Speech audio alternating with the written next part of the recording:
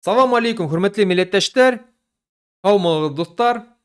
Здравствуйте, уважаемые подписчики моего канала, сторонники независимого Башкортостана. Всех рад приветствовать. Давно не выходило видео, но сегодня есть повод поговорить. Буквально недавно я видел пост в одном из телеграм-каналов, называется «Ищи своих Башкортостан», где говорилось о том, что в Украине разбита очередная башкирская рота. Много погибших, и что скоро гробы будут возвращаться домой в республику.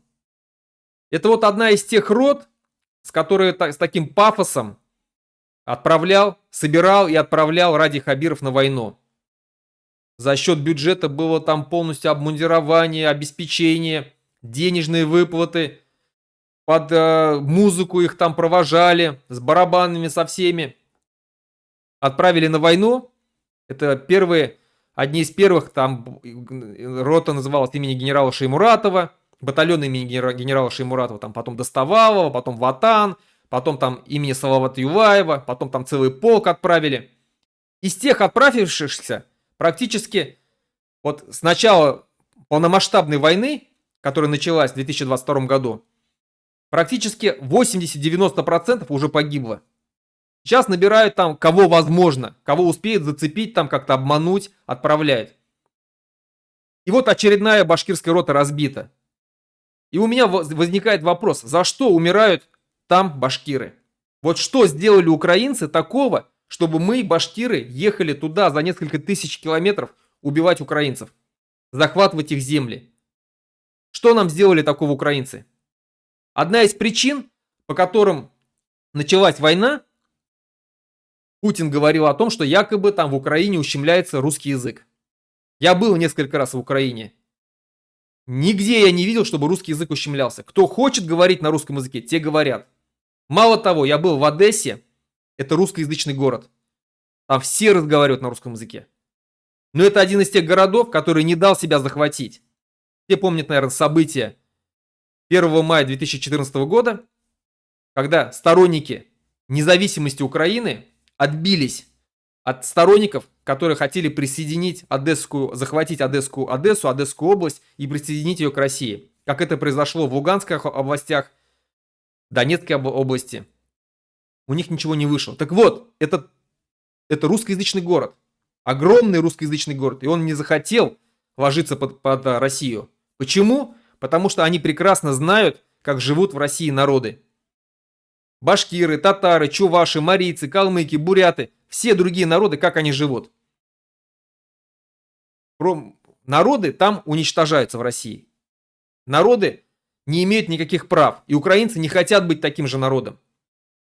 Они не хотят быть бесправными. Они хотят независимости, жить независимо от России. И за свою независимость они бьются. С оружием в руках. А наши башкиры, являясь рабами практически этой империи, захваченными, колонизированными, едут в Украину, чтобы поработить других свободных людей. Хотя мы, башкиры, всегда боролись за свою свободу, за свои права, за свою независимость. Что нам такого сделали украинцы, чтобы мы, башкиры, ехали за несколько тысяч километров убивать их? У нас у самих сегодня в Республике Башкортостан уничтожается наш башкирский язык. А башкиры едут защищать русский язык. Хотя русский язык захватил все.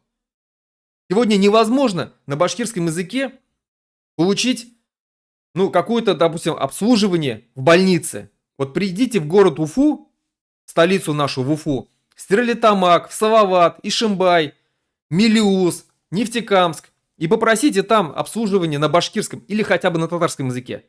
Не получите, только на русском языке.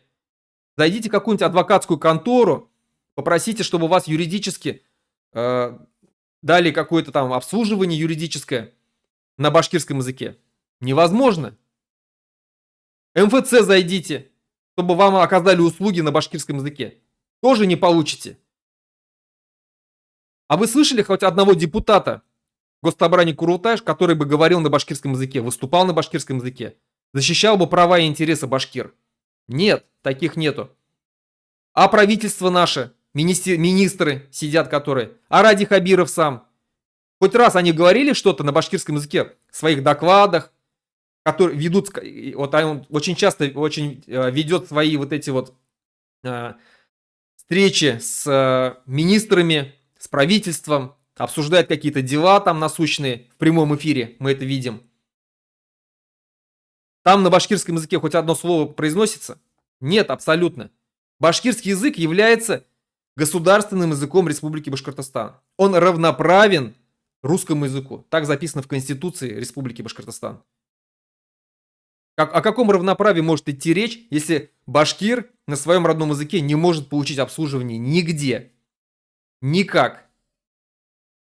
О каком равноправии? Хотя Республика Башкортостан это является государство. Так написано в Конституции Российской Федерации. Статья 5, пункт 2. Республики являются государствами. Ну о каком государстве может идти речь, если мы, Башкортостан, сегодня это колония? Бесправная колония, откуда выкачиваются природные ресурсы, забирает людей, не спрашивая. Хотя, вообще, по своей форме, Россия является федерацией. Это союз государств, равноправных государств. Мы в 1992 году учреждали эту федерацию. На равноправной основе все. Но, начиная войну, кто-то спрашивал у Республики Башкортостан, хотим ли мы участвовать в войне с Украиной? Нет. А хотя обязаны были спросить, провести референдум в Республике Башкортостан, хочет ли Башкортостан участвовать в войне с Украиной. Готовы ли они отправлять людей туда, чтобы они там умирали за хотелки Путина? Никто никого не спрашивал. Это разве федерация? Это называется колония. А Россия сегодня является империей. Башкирский язык, еще раз говорю, прямо сейчас уничтожается именно вот этой Москвой. И они хотят еще уничтожить украинский язык. И для этого посылают башкир уничтожать украинцев. Хитро придумано, да? Сразу же двух зайцев убивается. Одним выстрелом. Одной войной уничтожается сразу несколько народов. Помимо башкир уничтожают и другие народы максимально, как возможно. Это геноцид. Это называется геноцид. И наши башкиры едут туда. Зачем? Для чего они туда едут? Башкирский язык еще недавно, был в более высоком положении. Но именно с приходом Путина, который сегодня отправляет башкир умирать в Украину, именно с приходом Путина наш башкирский язык начал уничтожаться, терять свои позиции. Еще буквально 20 лет назад можно было были школы, которые с 1 по 11 класс все предметы изучались на башкирском языке. Я сам лично видел учебники, алгебра, геометрия, физика, химия на башкирском языке. Мало того, даже иностранный английский язык на башкирском языке я видел, учебник. Сегодня это просто кажется фантастикой или сказкой. У нас таких школ не осталось. Невозможно получить образование, полное образование на башкирском языке. А потом, выпустившись с этой школы, с 11 класса, сдав экзамены, поступить в башкирский институт, где можно было получить профессию, выучиться полностью на башкирском языке. На медика, на юриста, на экономиста, на социолога, на историка, на любую профессию, на инженера. Возможно это? На айтишника? Нет. А вот в Литве, допустим, это возможно. Хотя Литва еще 33 года назад была точно такой же колонией этой Москвы. Но она смогла отсоединиться. И сегодня все образование у них на литовском языке. Хотя вот некоторые говорят, зачем учиться на башкирском языке, куда можно будет поступить, для чего нужны университеты на башкирском языке, где они будут применять свои навыки, вот эти знания башкирского языка. Но вот я говорю, что в Литве сегодня человек может поступить в медицинский университет литовский, получить образование на литовском языке и работать в литовской поликлинике, обслуживая больных на литовском языке, объясняя им, чем они болеют, почему они болеют, как лечиться. Или юристы, все адвокаты, все на литовском языке. Инженеры, все на литовском языке. Вся технология у них на литовском языке. Программное обеспечение на литовском языке. Почему у нас это невозможно? Потому что Москва не хочет. Потому что Москва со своим русским языком делает так, чтобы другие языки были не равны, чтобы другие языки были кухонными, бытовыми языками, чтобы везде сферой влияния имел только русский язык.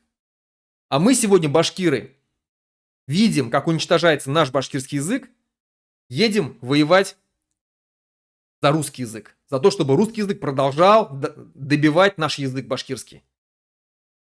Ну, разве не тупость? Мало того, вот сегодня уже практически иссяк поток добровольцев, контрактников, и начали вливать огромные деньги. В эту войну вообще вливаются огромные деньги. Эти деньги бы пустить бы вот в благоустройство городов, сел, дорог. Я вот тут выписал себе, да, хотел бы вот просто зачитать. Вот буквально недавно, на днях, был принят бюджет на 2025 год.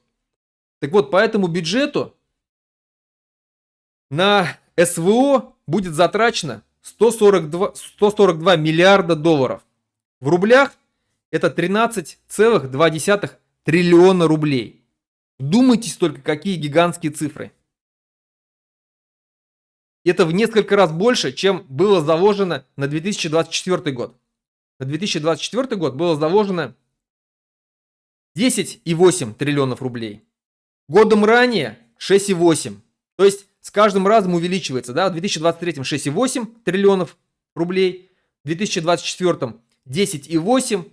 Сейчас уже это 13,2 триллиона рублей. Гигантские цифры. В общей сложности это около 30 с лишним триллионов рублей. На эти деньги можно было бы построить тот несчастный мост через реку Лену. Кто не знает, что Якутия до сих пор отрезана от мира, кто там ездит паромом до сих пор. У них нету моста.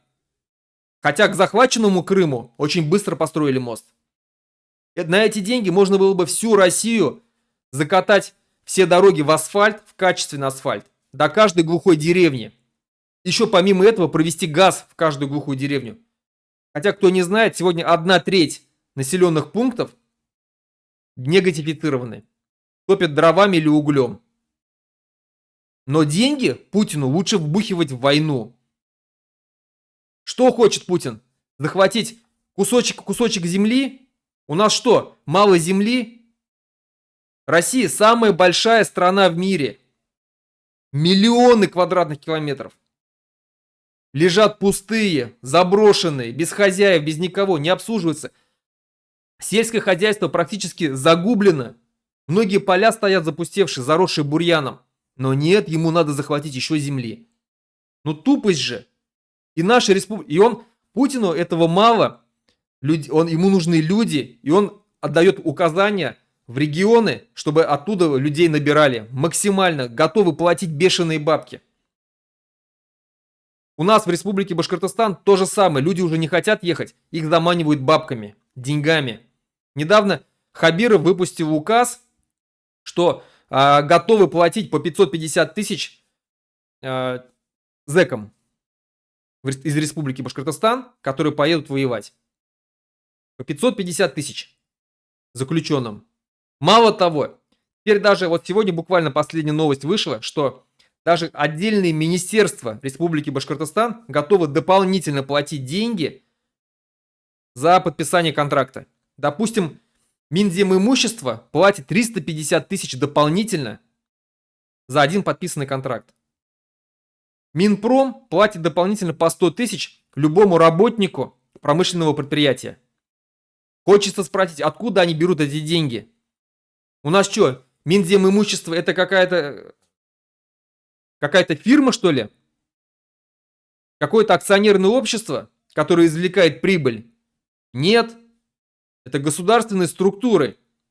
То есть все деньги берутся с государства, с бюджета, за наш счет. Вот именно с этих денег и направлены такие бешеные бабки на войну. Огромные деньги. Военный бюджет вообще всей страны достиг 6,2% от национального ВВП, внутреннего валового продукта. 6,2%. Такое было только, сегодня такое есть только у африканских диктатур. Допустим, в Южном Судане 6,3%. У нас 6,2%. Например, доля расходов в армию составляет сегодня, на армию, составляет сегодня около 30%. То есть каждый третий рубль идет на армию. Еще плюс дополнительно 3,5 триллиона рублей, вот они размазаны по разным расходам, которые идут на Росгвардию, на ОМОН, на ФСИН, вот на все вот эти карательные структуры, еще 3,5 триллиона рублей.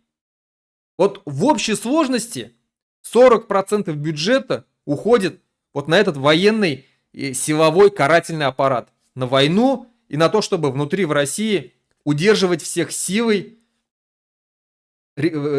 создавать репрессии, запугивать народ, сажать, контролировать, не пущать, как говорится. 40% бюджета. О чем это говорит? Что Россия сегодня это тоталитарное государство, которое строится и живет за счет людей на военной агрессии, на подавлении свободы слова, на подавлении людей. Подавляют нас, башкир, татар, чеченцев. А кто сегодня вот вырос, да, очень быстро, как грибы? Русские нацистские организации. Русская община, Северный человек, еще других масса организаций. В них вливаются огромные бабки. Посмотрите, недавно в Санкт-Петербурге прошел русский марш. Они назвали это крестным ходом, но сами русские общины сказали, что у нас прошел русский марш. Ну, правильно, они не скрывают этого. Там действительно прошел русский марш. Более 60 тысяч человек. Раньше русские национальные движения 4 ноября проводили свои русские марши. Самый пик в 2011 году они вывели 25 тысяч человек. А здесь 60 тысяч человек вышло. И там вышли не просто независимые националисты. Там помимо них вышли ЧВКшники, да, вот вагнеровцы, огромное количество было. Там были кадеты, кадетов нагнали туда. Туда даже сам патриарх Кирилл приехал. Это говорит о том, что сама власть, Кремль, помогает этим структурам, контролирует их, благословляет, скажем так, да, вот на все на это. И эти русские общины сегодня устроили настоящую войну мигрантам из Кавказа, из Средней Азии. Против мусульман открыто начались заявления, что мы будем уничтожать мусульман. Сегодня они уничтожают, воюют против мигрантов из Средней Азии, из Кавказа. Завтра перейдут на башкир и татар, потому что мы тоже мусульмане. На кавказцев, на нагайцев. Вот к чему идет. Страна превращается в гитлеровскую Германию Третьего Рейха. Когда уничтожать будут всех неугодных. И мы, башкиры, сегодня воюем за эту страну. За эту фашистскую, путинскую диктатуру. Мы воюем. Ну неужели вы не можете вот повернуть оружие против? Максимально избегать от этой войны. Не ходить, не подписывать контракты. А все, кто сегодня воюет, просто бежать оттуда, переходить на сторону украинцев. Или просто убегать. Скрываться. Переходите через границу, будем помогать тем, кто не хочет воевать. Башкиры нас сегодня уничтожают. Через эту войну сегодня идет уничтожение башкир. Несколько тысяч башкир уже погибло. Генофонд мужской. Молодые, здоровые парни погибли за непонятные цели, за бредни какого-то старого деда бункерного, который там сидит и не хочет, просто вцепился во власть и не хочет ее отдавать. И мы, башкиры, за это воюем. В этой стране нам уже ловить нечего. В стране, где уже нацизм, русский нацизм, просто проросся во все структуры, охватил все. Где у нас уничтожается еще, как я сказал, язык, культура, традиции. Наших национальных героев уничтожают. Память о них уничтожают. Вот буквально на днях пришла новость, что сняли табличку «Заки Валиди» с библиотеки которые названы его именем в Уфе. Они там уже власти сказали, что это временно, это только реконструкция идет, ремонт. Но по точно таким же причинам, якобы реконструкция, ремонт, были сняты памятники, убраны, демонтированы в Сибае и в Тимясово. И не вернули. В Сибае прошло уже 2 с лишним года. Какая может быть реконструкция маленького сквера? 2,5 года идти. Сознательно не вернули, там все уже заросло бурьяном. Тимясово то же самое. Должны были еще год назад поставить этот памятник по документам, по документации. Не вернули. И эту не вернут табличку. Потому что власть ведет борьбу против наших национальных героев. Против тех, кто воевал, кто защищал права и интересы именно башкир, а не Москвы. А вот тех, кто воевал за Москву, такие как генерал Шаймуратов, их поднимают. Их имя поднимают, ставят их памятники. Этому генералу Шаймуратову только за последнее время поставлено 2 огромных памятника, конных, в его родной деревне и в Уфе. Вот кого сегодня поднимают имя. А Заки Валиди уничтожается. Салават Юлаеву памятник до сих пор не могут ремонт сделать. Хотя должны были этим летом, прошедшим летом уже точнее, да, сделать. Так за что вы, башкиры, воюете? Что вы хотите в Украине добиться? Чтобы нас окончательно уничтожили? То есть вы воюете за то, чтобы нас, башкир, уничтожали. Вот основные причины. Вот я обращаюсь ко всем баймакским, ишимбайским, зилаирским, хайбулинским башкирам, миякинским, гафурийским, всем башкирам из Республики Башкортостан и не только из Республики Башкортостан.